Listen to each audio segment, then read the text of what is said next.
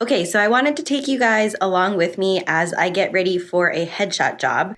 So this is a pop-up backdrop. The opposite side is black, this side is white, and then depending on how I light things, it can look light gray, or like the session I did last night, I was lighting this with an additional light and some gels, so I got different colored backgrounds. But the client for tomorrow wants a solid light gray. It is being held on there by a little background clip at the top on just a regular light stand, but I can actually show you the same clip over here.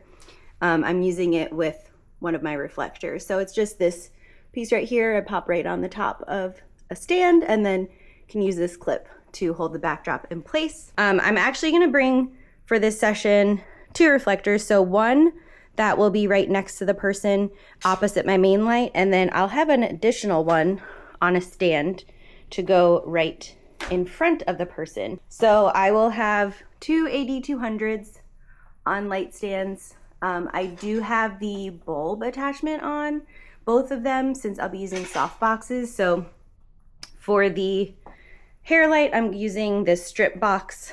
And again, it has an AD200 with a bulb inside. And then the main light, I'll have a soft box,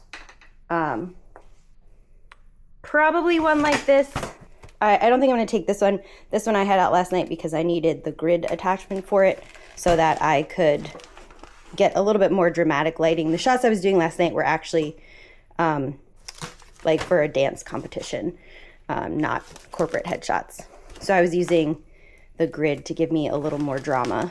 But I'll take probably just a slightly larger softbox. And then I bring with me a stool for people to sit on, and I normally do a combination of sitting and standing poses just to give people a little variety. Anyone who has worked with me knows I don't ever go anywhere without my step stool, so I'll have that with me as well. And then in terms of gear for the headshots, this is what I'm planning on shooting with.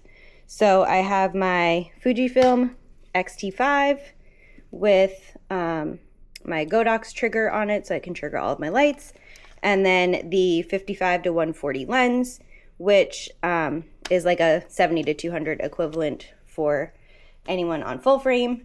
One other thing I will be bringing for this headshot session is my iPad and an SD card reader. So this law firm requested that everyone make their selections on site just so that it's quick and done and over with. That way I'm leaving the job tomorrow knowing exactly which 10 images I'm editing and delivering back to them,